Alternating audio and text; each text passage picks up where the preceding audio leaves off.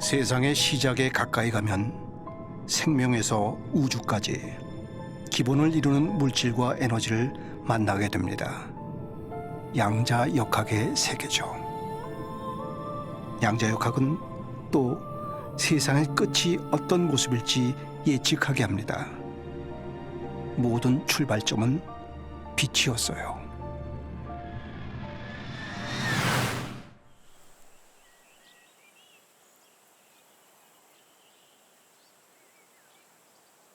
빛의 본질은 뭘까?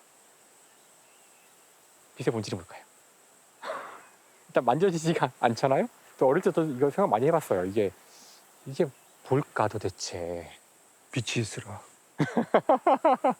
오죽하면은 그쵸. 종교에서도 빛이 있으라는 것이 이 세상이 존재하게 되는 첫 번째 문장과 관련이 많은 경우가 있거든요. 그죠. 그러니까 사실 빛은 모든 근원, 모든 세상의 근원과도 관계가 있는 듯한 우리 인류에게, 자연에게, 우주에게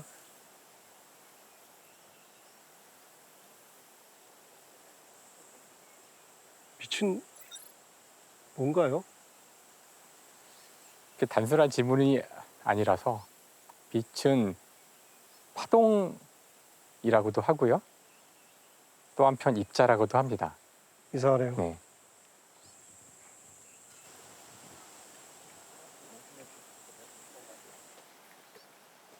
잘 이게 이해가 되질 않네요. 아직 충분히 설명을 하지 않아서 그럴 수도 있고요. 입자이면서 파동이라는 게 예를 들어서 네. 저런 이게 입자의 전형적인 예죠. 그죠? 네. 그 파동이라면은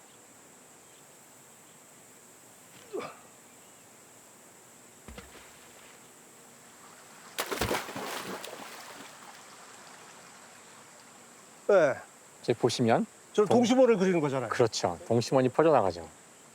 저게 파동. 근데 빛은 원래 저렇게 파동인 줄 알았어요. 아. 근데 이해가 안 되는 거는 그 입자인 돌이 어떻게 저렇게 동심원을 그리는 파동이 될 수 있는 거죠? 저건 사실 물이 흔들려서 만들어낸 패턴 같은 거잖아요. 저 패턴을 파동이라 그래요. 하지만 지금 던지신 이 돌멩이는 여기 있거나 입자 하나가 뭐 여기 있거나 이렇게밖에 존재할 수 없거든요. 입자는. 하지만 소리와 같은 파동은 동시에 여러 장소에 한꺼번에 존재할 수가 있죠. 근데 아까 제가 이야기했지만 빛은 입자이기도 하거든요. 모순이네. 그죠? 근데 과학은 모순이 있으면 안 되잖아요. 사실 저희 같은 사람들은 본다고 해요. 제가 본다고 해서 영향 받으세요? 아니요. 제가 본다고 해서 몸이 움직이거나 그러진 않잖아요. 그죠? 그건 우리가 굉장히 커서 그래요. 지금 우리가 이야기하고 있는 전자는 너무나 작아서 눈으로 볼 수 없을 만큼 작은데요. 그런 것들은 빛에 맞는 것만으로도 빛도 입자니까 돌멩이처럼 때리거든요. 빛에 맞는 것만으로도 그 자신의 위치가 바뀔 수 있어요. 이런 식으로 보는 것이 대상에 영향을 줄 수 있죠. 보지 않았다면 파동처럼 행동하고 보면 입자같이 행동한다는 뜻이죠. 즉 이제 이걸 어려운 말로 이제 저희는 관측이라는 단어를 쓰는데요. 관측하는 것이 대상에 영향을 주기 때문이에요. 이것이 양자역학의 가장 중요한 원리예요. 우리가 보면 재밌어요. 근데 과학이라는 거는 좀 더 명확해야 되지 않나요? 그렇죠. 여기서 지금 문제가 보는 것이 대상에 영향을 계속 주면 거기서 보아서 얻어낸 정보들은 언제나 불확실하게 돼요. 부정확하게 된다는 뜻이에요. 그래서 우리가 이것을 양자역학에서는 불확정성 원리라고 부르거든요. 대상에 대해서 언제나 불확실한 정보밖에 얻을 수 없다. 그러므로 확률을 써서 기술하는 방법 외에는 대상에 대한 정확한 기술은 불가능하다. 이제 이런 결론에 도달하게 되죠. 확률로만. 확률로만. 뭐가 나오는지 모를 때 사용하는 수학적 방법이 확률이거든요. 마음에 드세요? 확률을 사용하는 거? 마음에 들지 않아요. 마음에 들지 않으시죠. 그래서 아인슈타인도 신은 주사위를 던지지 않는다. 되게 이제 멋있는 표현이죠. 그 양자역학처럼 확률을 써서는 안 돼. 이 말을 주사위를 던진다는 게 확률을 이제 쓴다는 표현이랑 같은 거죠. 그래서 아니 그 과학자가 신 얘기를 꺼내는 거는 어떤 의미죠?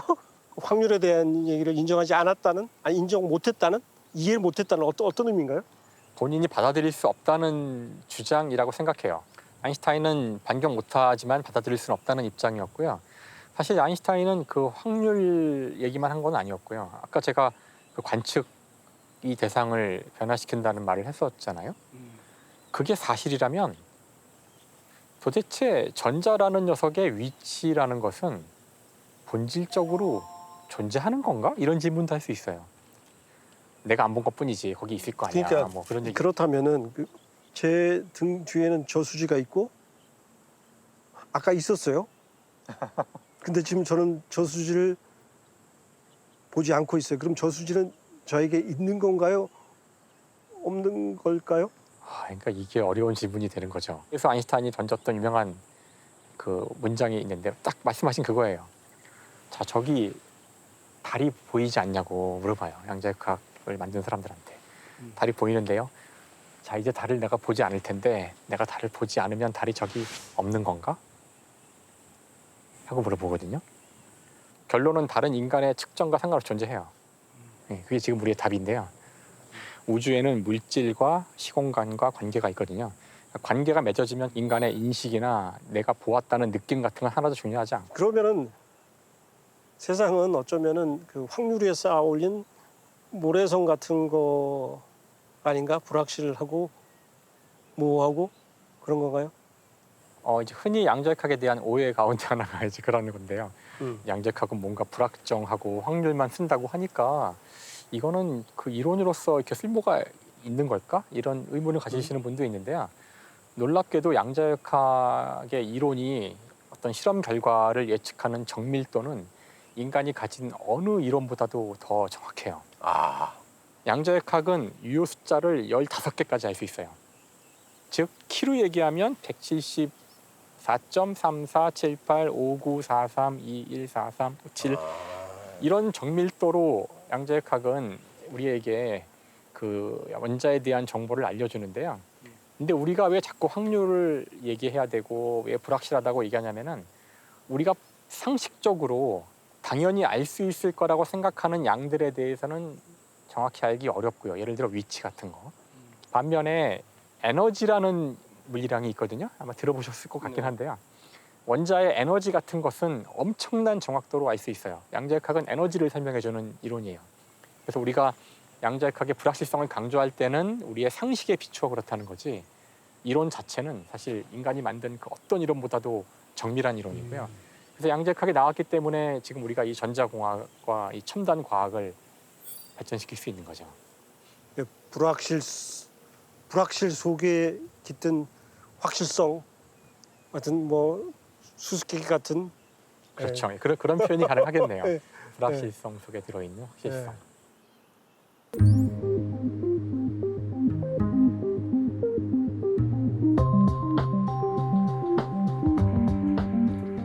박재근 교수는 입자 간 상호작용이 강한 응집 물질을 연구하는 물리학자입니다. 자성을 띠는 원자들로 그래핀과 같은 2차원 구조를 만들었습니다. 물리적으로 실제 가장 흥미로운 차원은 2차원이에요. 저는 2차원을 물질을 그러니까 만드는데 자성을 띠는 물질을 찾고 싶었습니다. 니켈과 황을 합성해서 만든 자성을 가진 2차원 물질입니다. 그런데 이 물질은 매우 특이했습니다. 미시적인 양자의 세계를 손에 닿는 물질에 구현해 놓은 것이죠. 이 물질 속에서 양자의 가장 중요한 특징이 발견됐습니다. 저희가 찾은 거는 뭐냐면은 니켈이 그 주위에 있는 황이랑 얽혀 있고 주변에 있는 니켈과 니켈이 다시 황을 끼고 얽혀 있기 때문에 두 가지 양자역학 개념이 동시에 들어가야 되는 하나가 양자 중첩이고요. 다른 하나가 양자 얽힘인데 두 개념은 뭐 잘 알듯이 이제 오래 전부터 알려져 있는 개념입니다. 양자 중첩과 양자 얽힘. 두 개의 양자 상태가 함께 할 수 있고 떨어져 있을 때에도 얽혀서 서로 영향을 미치는 양자의 성질을 말합니다. 서로 얽히게 되면 두 개라도 마치 하나처럼 영향을 주고받는 상호작용을 갖게 됩니다. 하나가 위로 향하면 다른 하나는 자동으로 아래를 향하게 되는 것이죠. 뾰족한 그래프가 양자 중첩과 얽힘을 의미합니다. 박 교수는 우리가 볼 수 있는 물질에서 양자 세계의 원리를 발견했습니다. 근데 통상적인 우리가 양자역학의 이해로 보면 그런 미시적인 세계에서 양자 얽힘과 양자 중첩이 거시적인 세계로 오면은 어딘가에서 그런 양자적인 현상을 잃어버린다라고 생각을 하고 있어요. 근데 저희가 찾은 건 놀랍게도 제 손안에 놓을 수 있는 물질 속에서 그런 양자 얽힘 상태가 온도가 낮긴 합니다. 온도가 낮긴 하지만은 거시적인 세계에서 발현된다라고 하는 걸 보인 거예요. 한 쌍의 입자에서 하나가 아래를 향할 때 다른 입자는 볼 것도 없이 위를 향합니다. 이런 양자 얽힘은 고전 물리학과 기존의 철학으론 설명이 불가능한 개념입니다. 광화문에 있는 입자가 위로 회전하는 게 관측되는 순간 마치 텔레파시처럼 짝이 되는 입자는 250만 광년 떨어진 안드로메다에 있더라도 즉각적으로 아래로 회전합니다. 양자 얽힘은 수십 년 동안 실험에 의해 반복적으로 확인됐습니다. 여전히 저희는 양자역학으로 얽혀 있는 상태를 직관적으로 이해하는 데 어려움을 겪습니다. 그건 이제 우리가 가지고 있는 철학적인 구조와 실제 양자역학이 보여주는 이제 그 세상의 이제 괴리입니다. 항상 세상이 직관하고 일치될 필요는 없잖아요, 그죠? 그래서 이제 양자 얽힘이 실제로 존재를 한다라고 하는 걸 이제 우리가 알고 있고, 그걸 이제 응용하는 게 이제 소위 대표적인 양자 컴퓨터입니다. 양자역학은 수학적으로 굉장히 아름다운 이론이고 굉장히 정교한 이론이고 지난 100년간 한 번도 틀린 적이 없고요. 정말 놀라운 일들을 사람들이 보기 전에 예측을 해주고 했었습니다. 그런데 우리 눈에 한 번도 보인 적이 없어요. 우리 눈에 양자역학이 막 보이는 것처럼 작동하는 기계가 생긴 거예요. 그게 양자 컴퓨터입니다. 한국표준과학연구원 지하에는 양자 컴퓨터가 2대 있습니다. 5큐비트의 양자 프로세서가 영하 270도 2대의 극저온 냉장고 안에서 가동 중이죠. 극저온이라야만 외부 환경으로부터 철저히 차단돼 양자 세계가 유지될 수 있기 때문입니다.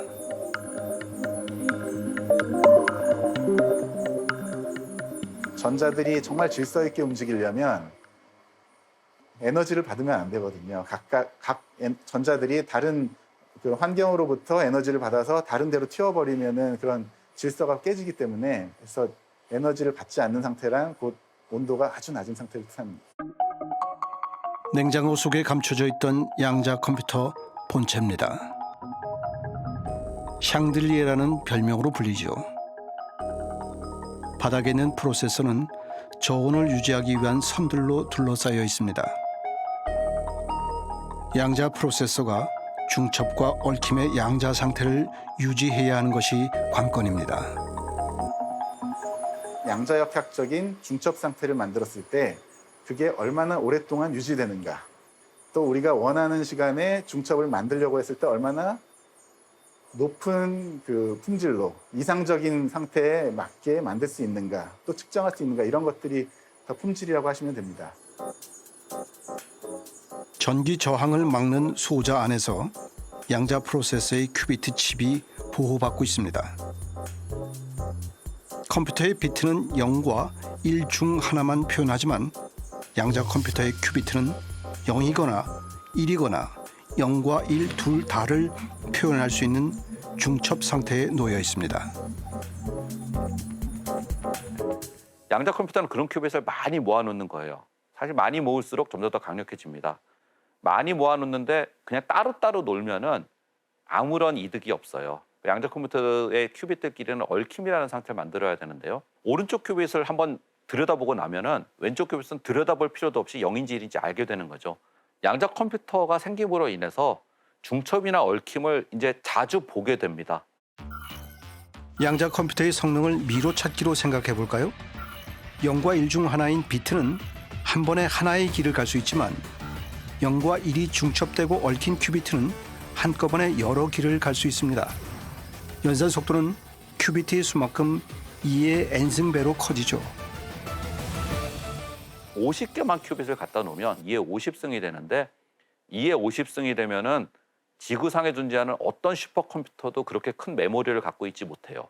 큐비트가 한 300개쯤 되면은 2의 300승이 되는데 2의 300승이 되면은 우주 전체에 있는 원자 수보다 많아요. 어쨌든 양자 컴퓨터가 굉장히 커지고 굉장히 강력해진다면 암호를 푸는 데 쓸 수 있다는 게 가장 큰 사람들의 매력입니다. 그 외에도 인류의 병을 고치거나 아니면 사람을 저 먼 우주로 보낼 수 있거나 하는 굉장히 중요한 문제가 됐을 때는 기존 컴퓨터는 어차피 못 푸는 문제지만 양자 컴퓨터가 잘 풀 수 있기 때문에 굉장히 좋은 일을 할 수 있다, 그런 메시지죠. Quantum computing represents a fundamental shift because it harnesses the properties of quantum mechanics and gives us the best chance of understanding the natural world. Here we see a 20-qubit system, which will be accessed online by members of the IBM Q network. In the future, 인류의 온갖 난제를 풀 꿈의 컴퓨터 양자 컴퓨터 개발에 세계 굴지의 기업과 국가들이 수조 원을 투입하고 있습니다. 어떤 연산에선 이미 슈퍼컴퓨터를 넘어섰죠. 하지만 양자 상태를 계속 유지하는 건 쉽지 않은 일입니다.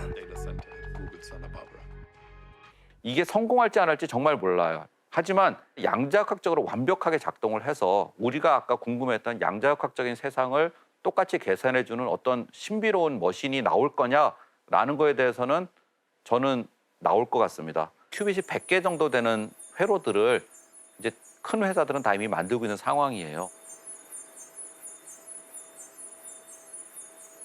양자 상태로 얼마나 잘 유지되고 있느냐를 결마점이라고 하는데 그 결마점이 어떻게 깨져나가고 어떤 놈들이 그 결마점을 깨고 있는지를 아는 것도 있고요. 모르는 것도 있고 그렇습니다. 그걸 다 알았다면 우리의 양자 상태를 영원히 보존할 수 있겠죠. 우리의 일상은 양자 역학을 기반으로 돌아가고 있다 해도 지나치지 않습니다. 컴퓨터, 통신, 센서, 전자공학의 편리한 발명품들은 양자역학이 알려준 자연의 원리를 응용한 겁니다. 생명에서 우주에 이르기까지 물질을 이루는 모든 건 전자의 이동과 결합의 산물입니다. 양자역학이 만물의 이론이라 불리는 이유입니다.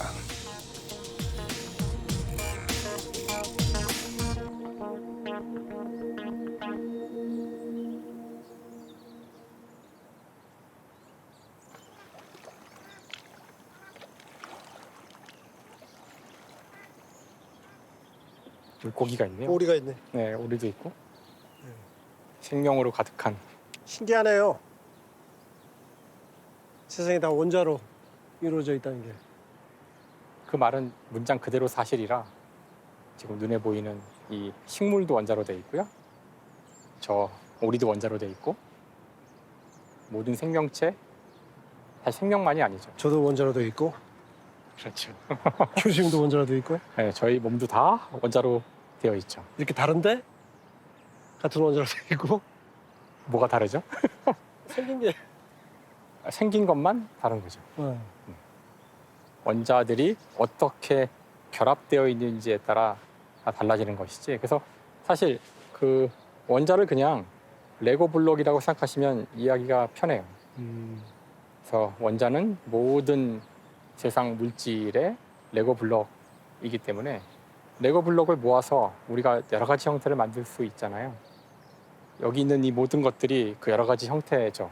인간은 비교적 완벽한 원자 배열의 산물인가요? 전혀 그렇지 않죠. 그래요? 예, 그냥 원자가 모인 겁니다. 그냥 모인 거다. 다시 한번 인간 중심주의를 깨는데 원래 과학은 그 역사에서 본의 아니게 인간 중심의 세상에서 인간이 벗어나도록 많은 이야기를 해왔죠. 우리는 흙이나 저 바위와 똑같은 원자들의 하나의 배열일 뿐이다는 것이 양자역학이 우리에게 이야기해주는 놀랍다면 놀라운 사실이죠.